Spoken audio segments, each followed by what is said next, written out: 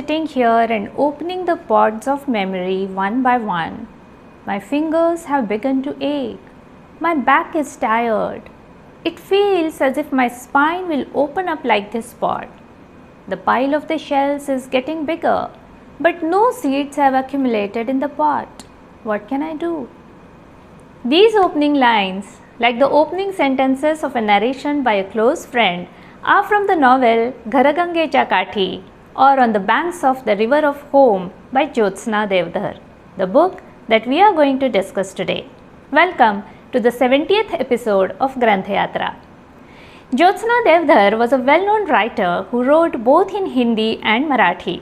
She was born in 1926 at Jodhpur in Rajasthan. After completing her masters in Hindi literature from Pune University, she acquired the degree of Sahitya Visharad from Wardha. In 1960, she joined the All India Radio at Pune. Deodhar began her journey as a writer with the publication of Antara, a collection of short stories in Hindi. Ghargangechya Kathi, her first novel in Marathi published in 1967, brought her huge popularity. Her subsequent novels Kalyani and Padzhad were also well received and included in the syllabuses of many universities.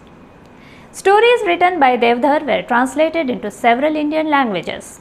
In addition to short stories and novels, Deodhar also wrote an autobiography, light essays, a play, biographies, and literature for children.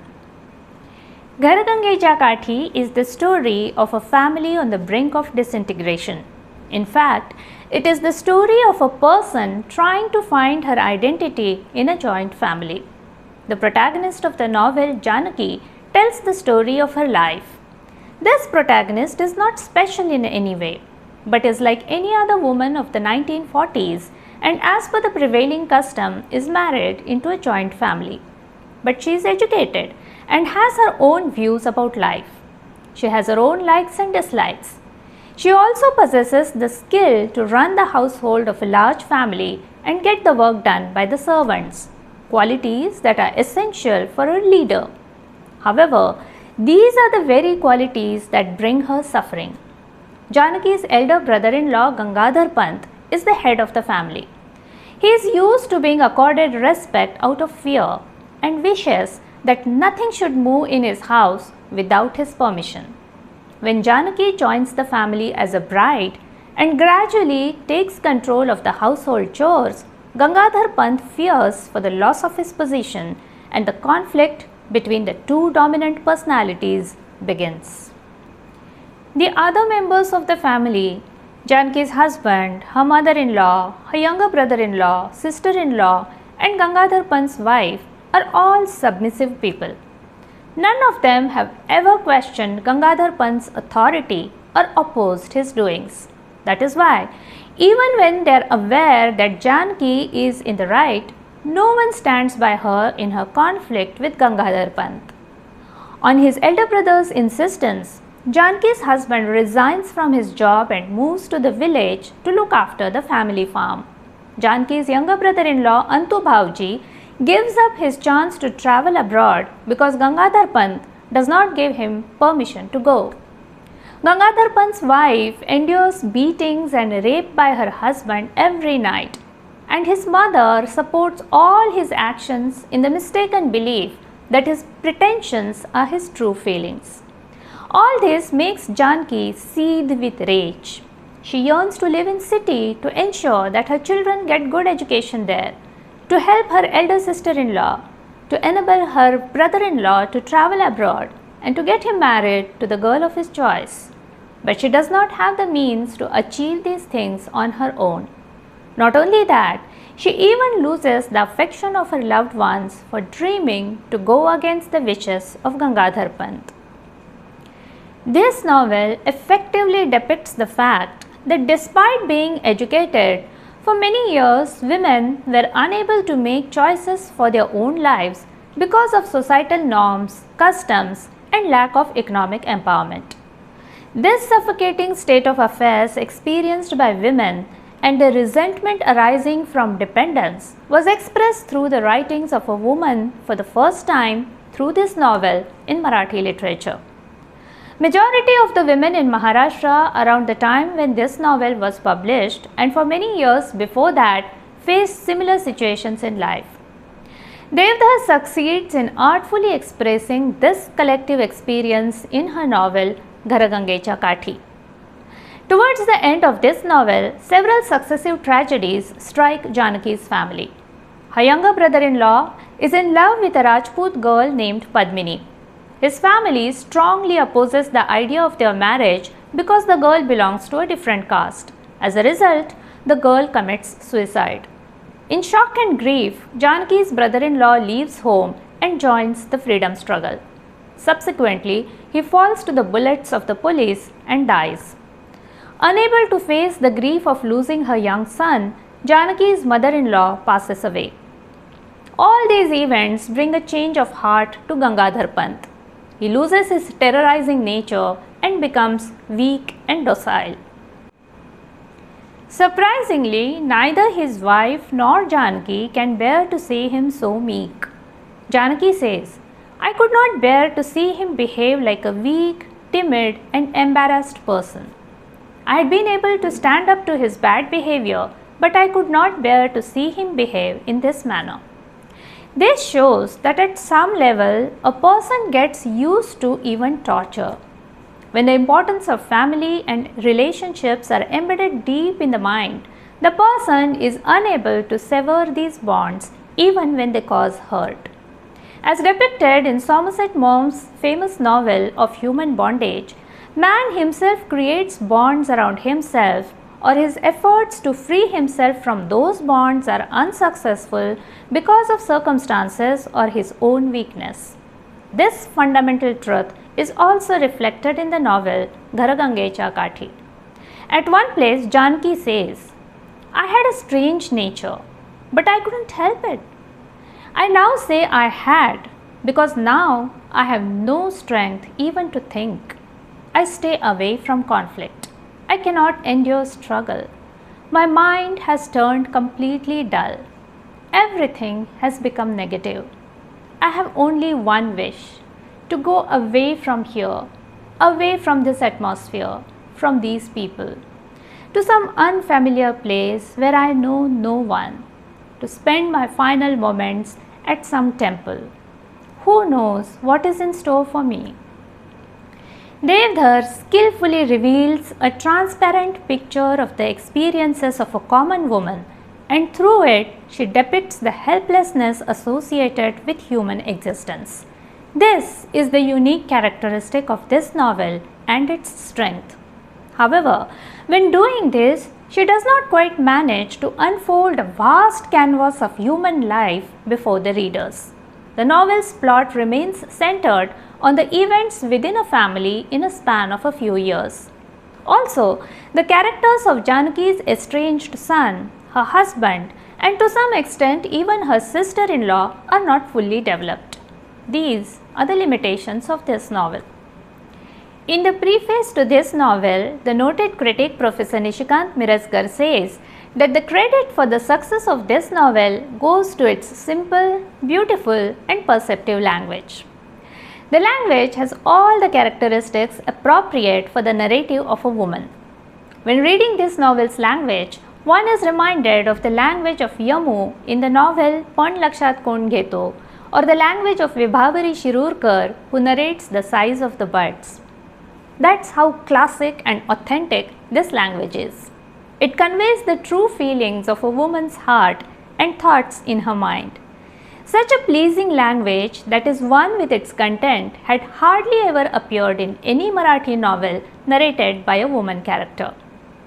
When Janaki learns of her husband's illness, she rushes to the village only to learn that he had left for their home in the city without informing her.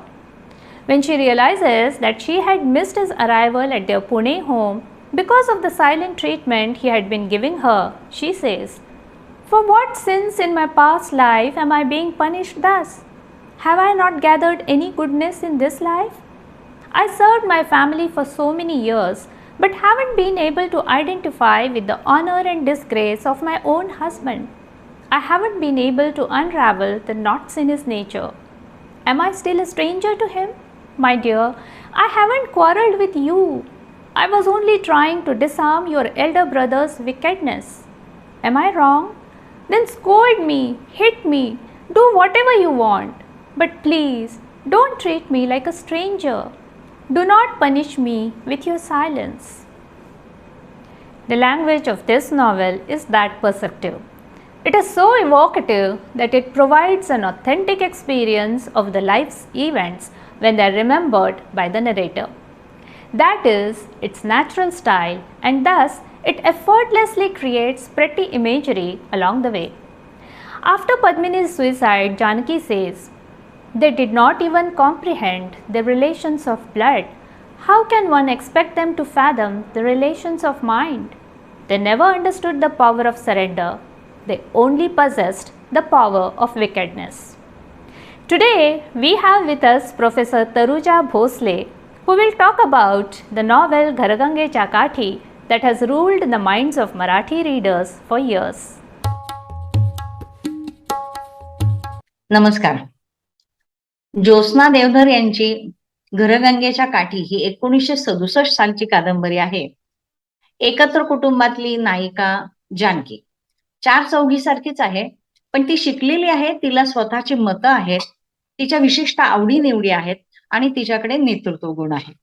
स्वतःच्या श्रेयसेचा शोध घेणारी कथा असं समीक्षकांनी या कादंबरीचं वर्णन केले. तर नायिकेचे मोठे दीर गंगाधर हे घरातले कर्ते पुरुष आहेत. त्यांच्या परवानगीनेच घरातल्या सगळ्यांचं आयुष्य चालतं. जानकी या घरात येते आणि या दोघांमध्ये संघर्ष सुरू होतो.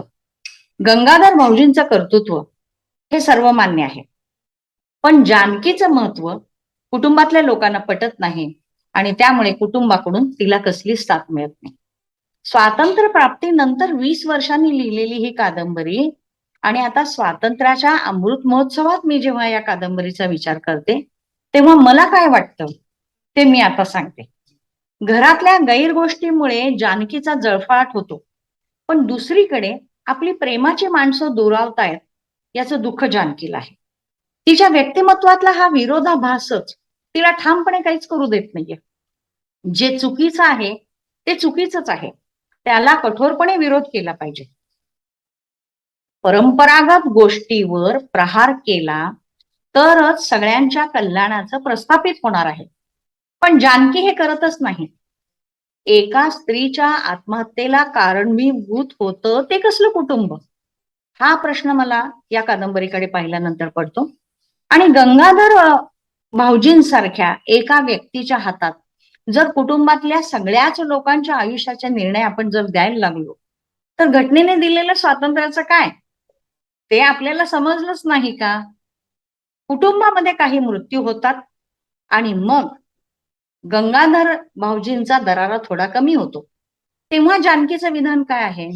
त्यांचं दुष्ट वागणं पेलवलं होतं, पण हे बघवत नाही हो. हे विधान कशाचं निदर्शक आहे? मला वाटतं हे तिच्या कमकुवतपणाचं निदर्शक आहे. एक आत्महत्या आणि 2 मृत्यू झाल्यानंतर गंगाधर भाऊजींमध्ये जे बदल झालेले आहेत ते महत्वाचे नव्हते का?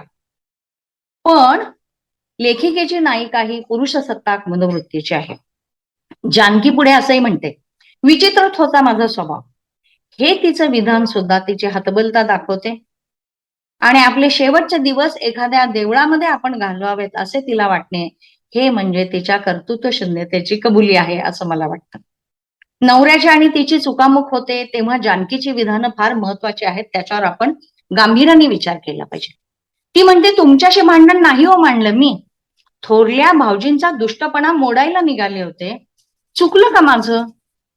मला बोला, मला मारा, काय हवं ते करा, पण माझ्याशी आबोला नका हो धरू. म्हणजे मी मार खाईन पण माझ्याशी आबोला नको. लेखिकेने आपले विचार जानकीवर लादलेले आहेत असं वाटतं. जानकीला तिच्या मार्गाने जर जाऊ दिलं असतं तर कदाचित ही कादंबरी वेगळ्या वाटेने गेली असते. म्हणजे पतिप्रेम हेच अंतिम आहे का? त्यासाठी मारही खायचा? मग सावित्रीबाई फुलेंनी जे परिश्रम घेतले त्या परिश्रमाचं काय? हा फार मोठा प्रश्न माझ्या समोर या कादंबरीच्या माध्यमातून आहे. गंगेच्या काठी जो येतो तो पवित्र होऊन जातो. घरगंगेच्या काठावर येणाराही विचारांनी पवित्र झाला पाहिजे. जानकीचं नेतृत्व जर मान्य झालं असतं तर तिच्या श्रेयसाचा शोध पुरा झाला असता, पण या कादंबरीत तसं काही होताना दिसत नाही. तो दुष्टपणाचं बळ जर मोडून काढायचं असेल तर सद्विचारानं सातत्यानं पाठपुरावा केला पाहिजे. त्याशिवाय सुजलाम सुफलाम असं आपल्याला वातावरण दिसणार नाही. धन्यवाद.